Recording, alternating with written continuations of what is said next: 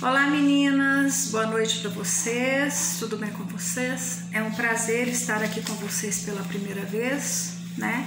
Como eu já falei para vocês no áudio que eu mandei, a nossa disciplina é Educação e Economia Política e a gente vai ter 4 encontros, certo? Então vamos dar início à nossa disciplina e é o seguinte... a gente vai comentar um pouquinho da educação e do desenvolvimento do Brasil ao longo da história educacional ao longo do desenvolvimento do Brasil. E assim, às vezes vocês vão achar que é uma disciplina um pouco difícil, mas não é. Ela é um pouco séria, né? Porque acaba envolvendo muito a educação. Mas assim, difícil não é. E eu vou falar com vocês assim de uma forma mais não tão formal, né? Para que não fique difícil para ninguém entender, tá bom? Então assim, ao longo da história do Brasil, a gente teve vários momentos de desenvolvimento econômico, mas em nenhuma dessas situações a educação ela esteve ali como eixo central desse desenvolvimento da economia, porque assim para ela estar no centro do desenvolvimento, ela teria que estar como um objetivo prioritário do desenvolvimento do país. E a gente sabe que infelizmente não é assim, né? Porque muitas das vezes a educação ela fica deixada de lado pelos governantes, pelos presidentes, né? E aí o que acontece? Ela acaba não sendo o centro do desenvolvimento econômico. Então, assim, principalmente no nosso país. Em outros países, às vezes, eles colocam a educação como prioridade, o que não é o nosso caso, né? Então, assim, o avanço educacional, ele não é a única variável que afeta o crescimento econômico, mas muitos economistas preferem acreditar que no mundo atual que a gente está, a educação, ela precisa muito de desenvolver habilidades e prioridades para poder estar assim junto do desenvolvimento do país. Então assim, muitos economistas acreditam que hoje muitas pessoas acabam tendo um pouquinho mais de progresso, um pouquinho mais de sucesso, sem estar na escola tradicional, sem estar dentro da escola.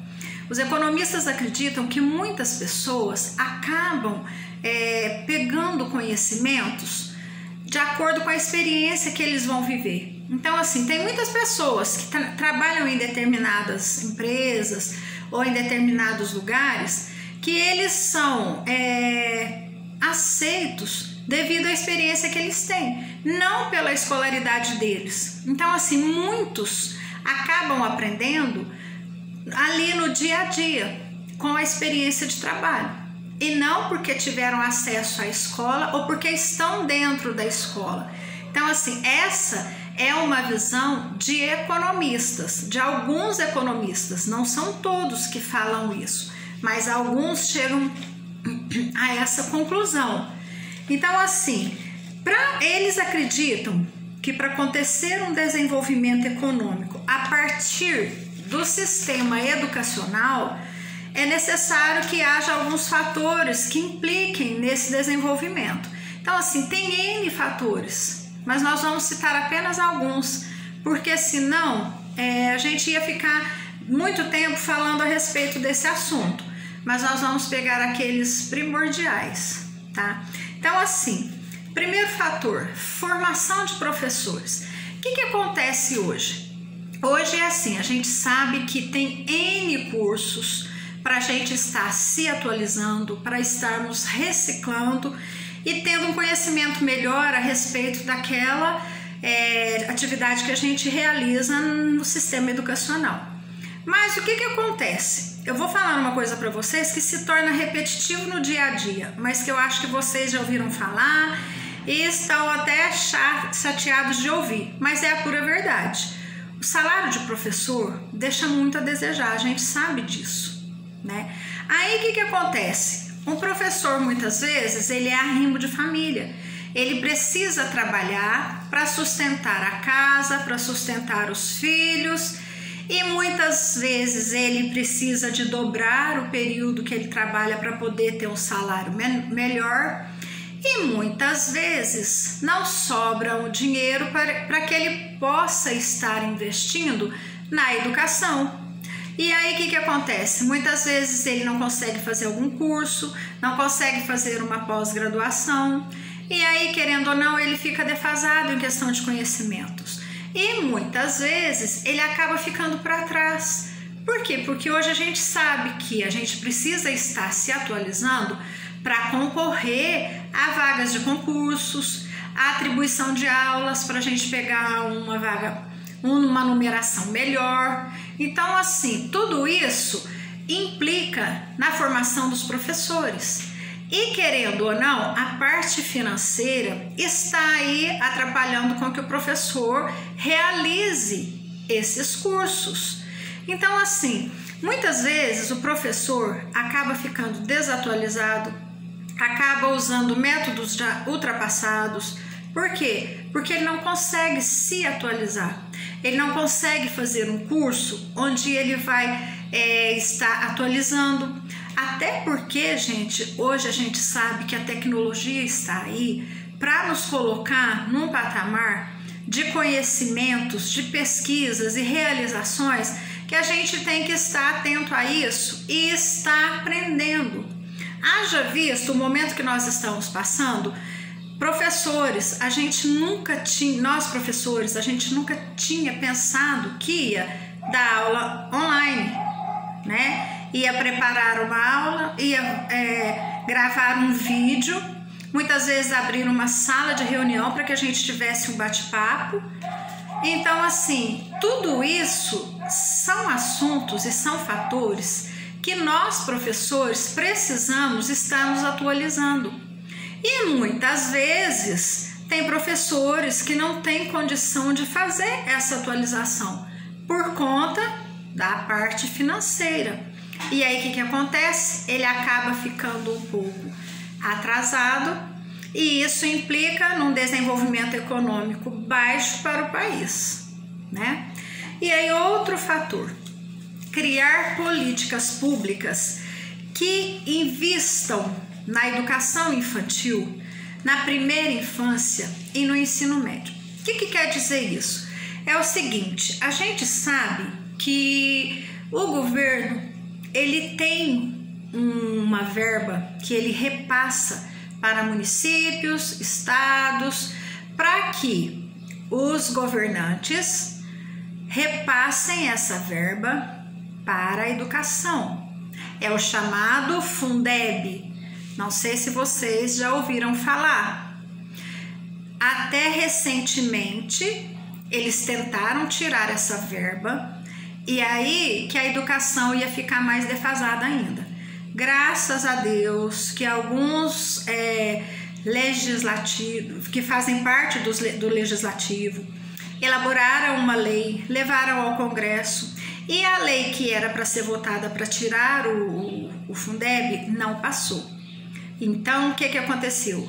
O Fundeb continua e o governo tem que passar essa verba para as escolas. Então, assim, são recursos que as escolas têm direito. E se as escolas investirem na primeira infância, o que vai acontecer? Essas crianças vão chegar à vida adulta, vão chegar à adolescência com menos dificuldades de aprendizagem do que aqueles que não tiveram nenhum investimento. Porque se não investir na primeira infância, essas crianças não vão ter uma aprendizagem adequada para que chegue à fase do ensino fundamental e ao ensino médio com um desenvolvimento educacional pleno ou pelo menos satisfatório. Haja visto o que acontece de vez em quando. Tem acontecido muito ultimamente de chegar no ensino fundamental, 6º ano, 7º ano, alunos que não sabem escrever o nome, alunos que não conseguem escrever a letra cursiva, alunos que não sabem ler. O que está acontecendo, gente? É falta de investimento na educação na idade da primeira infância. tudo isso a gente vai começar lá na educação infantil.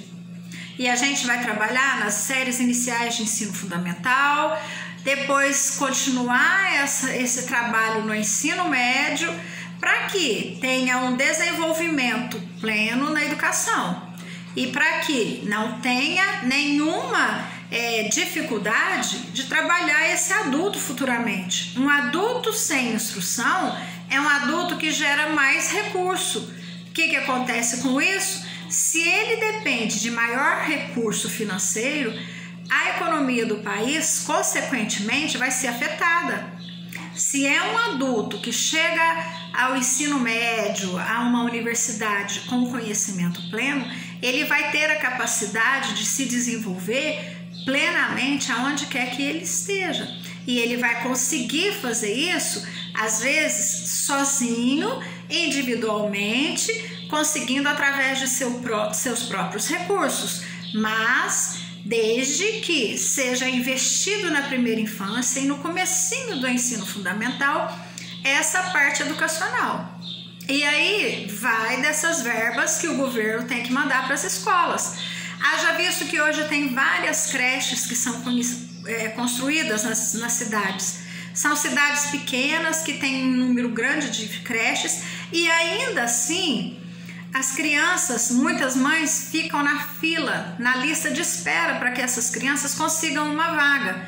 E aí o que acontece? Muitas vezes os diretores de creches, diretores de escola acabam colocando uma sala enorme com muitas crianças para um professor trabalhar sozinho.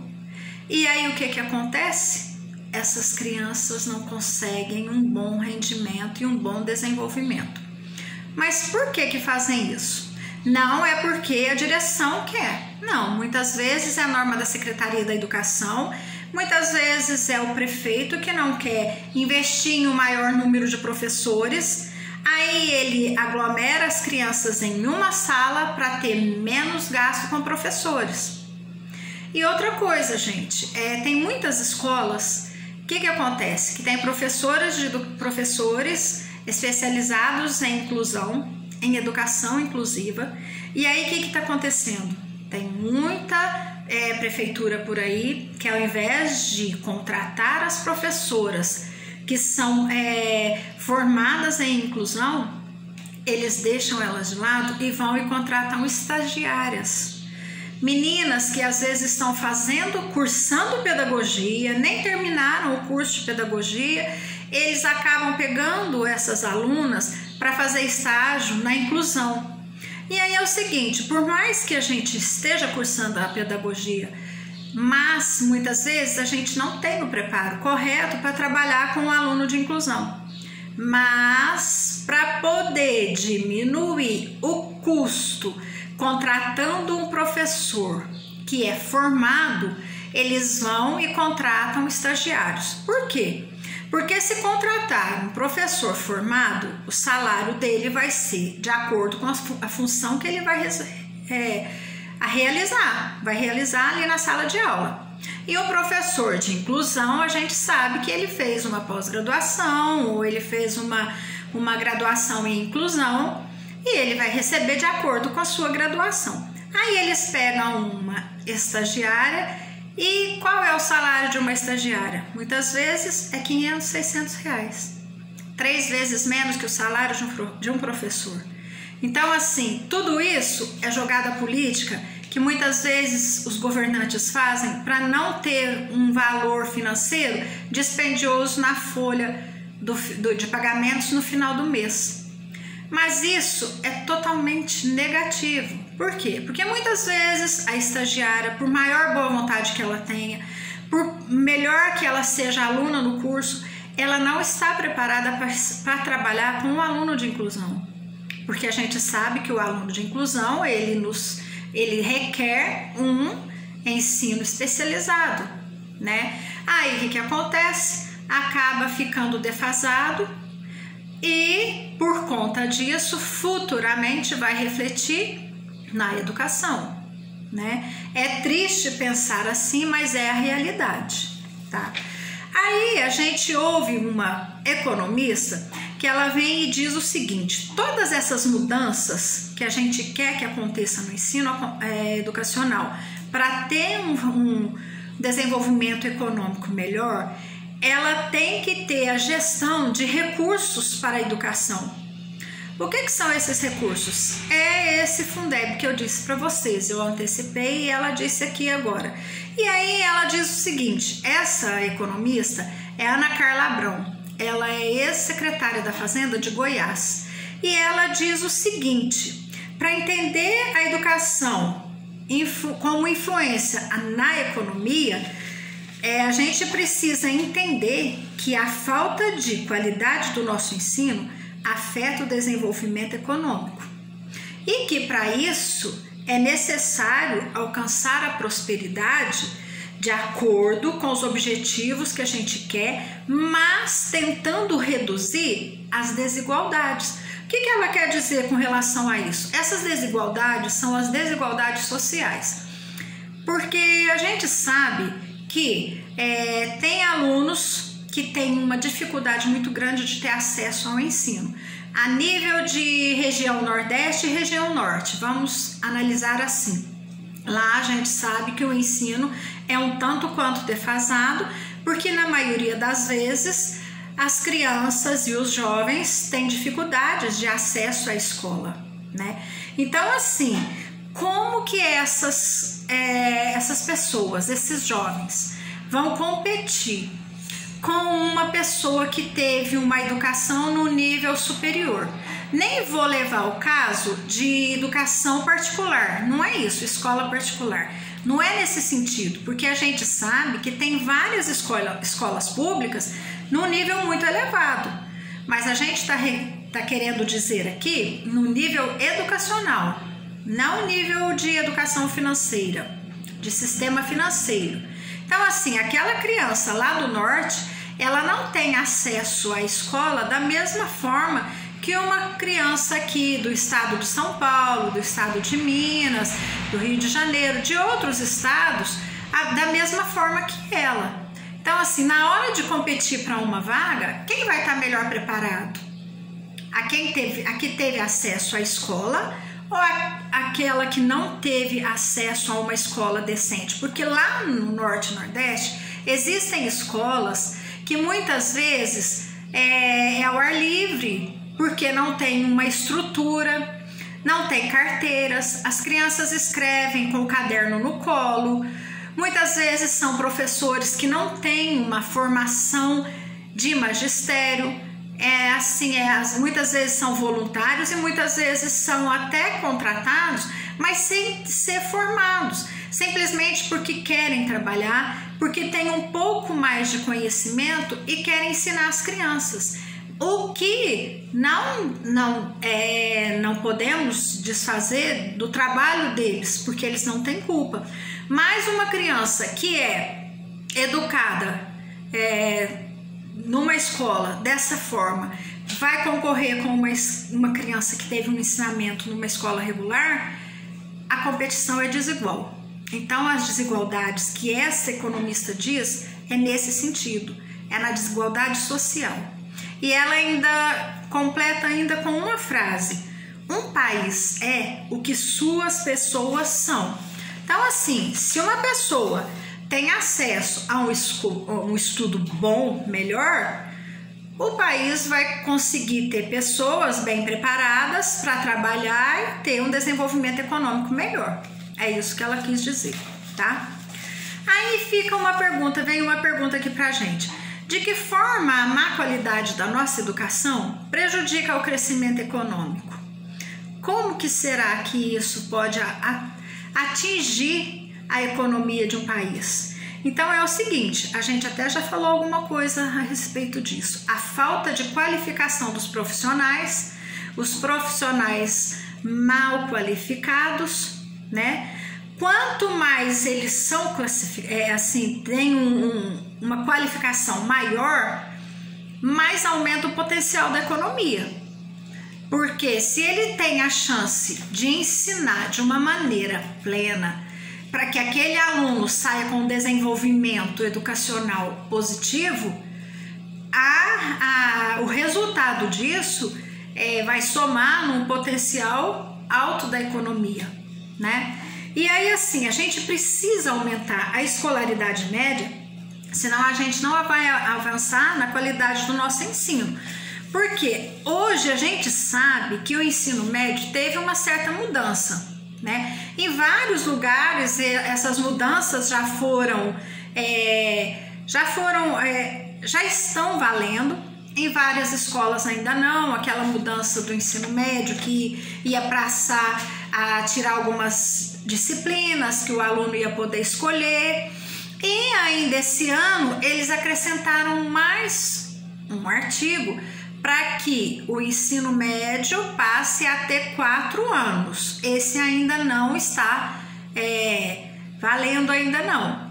Mas qual é a intenção do ensino médio passar para 4 anos?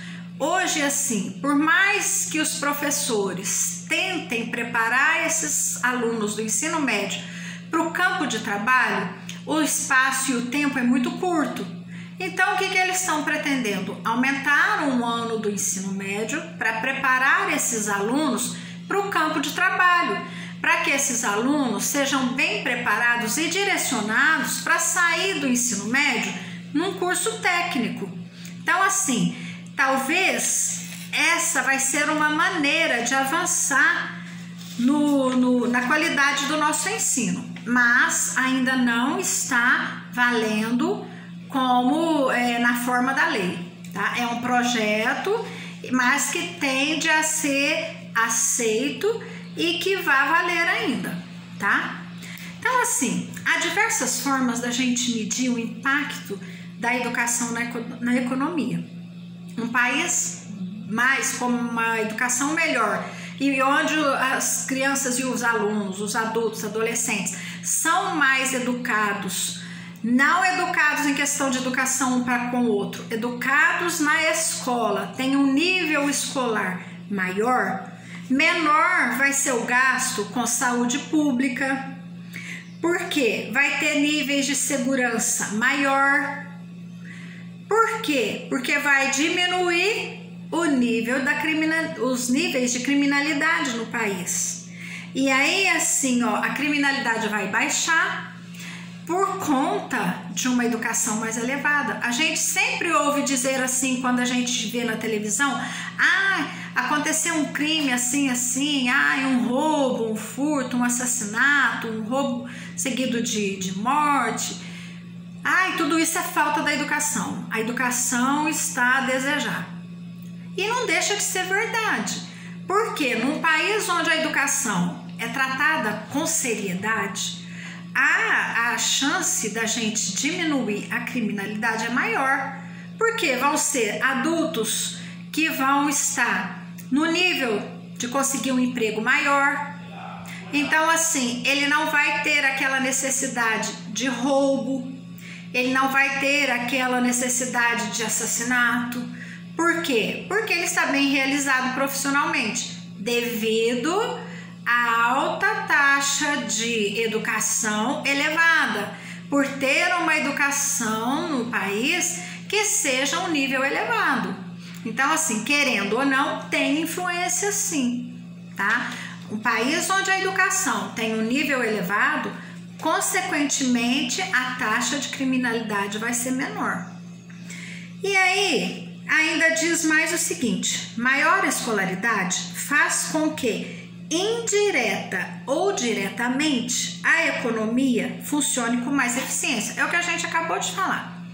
Se a educação tem uma taxa elevada, no nível elevado, consequentemente, a economia ela vai conseguir ter um resultado positivo no seu avanço, no desempenho, no desenvolvimento financeiro do país, econômico do país. A baixa qualidade na educação significa reforçarmos as desigualdades. É o que a gente já falou. Se não há uma educação pública que garanta a chance das pessoas mais pobres aumentarem a sua renda por conta de não ter um estudo, as desigualdades vão ser reforçadas. A gente já falou isso aqui num parágrafo ou 2 parágrafos atrás, né? A respeito da desigualdade social. Então, assim, a baixa qualidade da educação vai influenciar nas desigualdades. As desigualdades vão continuar sendo reforçadas, tá bom? Aí a gente vem falar aqui o pensamento de eu acho que vocês já ouviram falar em alguma disciplina, Karl Marx. Marx diz o seguinte: a educação deveria servir como uma propaganda para a classe operária.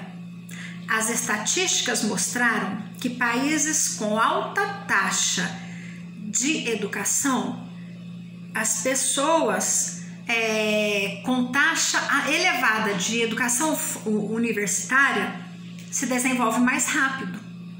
Então, assim, economicamente, os países que têm uma educação universitária maior, a taxa de desenvolvimento financeiro também é maior.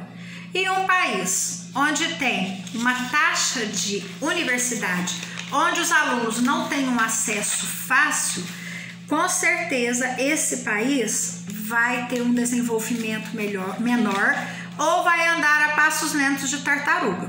Eu acho que muitas vezes é o que acontece com o Brasil, né? Infelizmente, o Brasil está numa colocação muito ruim. Nas próximas aulas a gente vai comentar a respeito disso, devido à falta de acabar investindo na educação da maneira como deve ser, tá? Então, assim, um país que tem uma educação universitária de alto padrão, onde o preço das mensalidades são baixos, muitas vezes a maioria dos alunos estudam com bolsas, a chance de ter um número de alunos onde serão bem desenvolvidos e vão sair de lá preparados para o campo de trabalho, consequentemente o desenvolvimento financeiro também vai acompanhar esse desenvolvimento da educação, né? Então, assim, em muitos países a educação escolar predominante é financiada pelos governos. Então, assim, lá fora, em vários países, os governos financiam de maneira séria. Não como aqui no Brasil, que muitas vezes fala que vai financiar e a gente vai falar já a respeito disso e chega no meio do caminho e fica a desejar, né? Então, assim, a gente sabe que aqui no nosso Brasil começa assim, vocês vão preparar para prestar o Enem. Quem tem uma nota boa no Enem pode conseguir um financiamento ao FIES. Muitas vezes consegue uma bolsa de 40%, 50%. Só que às vezes o curso que o aluno vai fazer, a faculdade que ele vai cursar, o curso que ele escolher, 40% não é um desconto quase que nada, né? Então, assim, muitas vezes o aluno precisa de uma bolsa, na verdade, que seria 100%. E hoje, assim, no Brasil, é raro a gente ouvir que um aluno ganhou uma bolsa de 100%, né? Então, assim, os países onde investem na educação, o resultado é muito mais positivo. No Brasil, ainda tem alguns caminhos a percorrer para chegar a esse nível, né? Então, assim, os defensores do ensino público defendem alternativas de bolsas de estudo. A gente sabe, é o que a gente está falando aqui. Na maioria das vezes, a gente defende, a gente quer, né? Então, assim, o aluno vai, presta o Enem, tira uma nota X e vai ingressar numa faculdade particular, porque aquela nota não o ajuda a entrar numa faculdade pública. Então, assim, aí tem um desconto. Eu vou falar aqui para vocês baseado na minha filha. Ela prestou o Enem em 2017. ela tirou uma nota boa e foi ingressar numa faculdade em Ribeirão Preto e ela teve 50% de desconto no curso que ela faz. Ótimo, ótimo, porque foi um desconto muito bom, né? Mas assim, o que a gente está querendo ver é que as bolsas de estudo, na maioria das vezes, os alunos conseguem apenas pelo Enem. E tem países que eles valorizam o histórico escolar do aluno. Se é um aluno que teve excelentes notas no decorrer da sua caminhada educacional, se tem um histórico muito bom, aquele aluno consegue uma bolsa 100%. Então, assim, tudo isso é uma forma de estar dando chance para os alunos ingressarem numa faculdade federal com o esforço deles, né? Porque acaba levando os alunos a conseguirem essa bolsa porque eles atingiram uma nota X no decorrer da caminhada. E não porque ele foi fazendo uma prova igual os alunos fazem no Enem e acabam tendo um desconto de acordo com a nota que eles tiram no Enem. Então, assim, é válido o Enem, claro que é, porque tem muita gente que vai muito bem e consegue entrar numa faculdade, numa universidade federal, a gente sabe disso, mas a nível de regra, não são todos os alunos que têm essa possibilidade, né? Então, assim, talvez o ensino educacional deveria levar em conta o histórico escolar do aluno, para que ajudasse esse aluno a obter uma bolsa de estudo de acordo com a sua caminhada no decorrer de quando ele entrou para a escola e foi avaliado, porque muitas vezes é um aluno que sempre foi um excelente aluno, se prepara muito para prestar o Enem, mas chega na hora, dá um branco, dá um nervoso e esquece.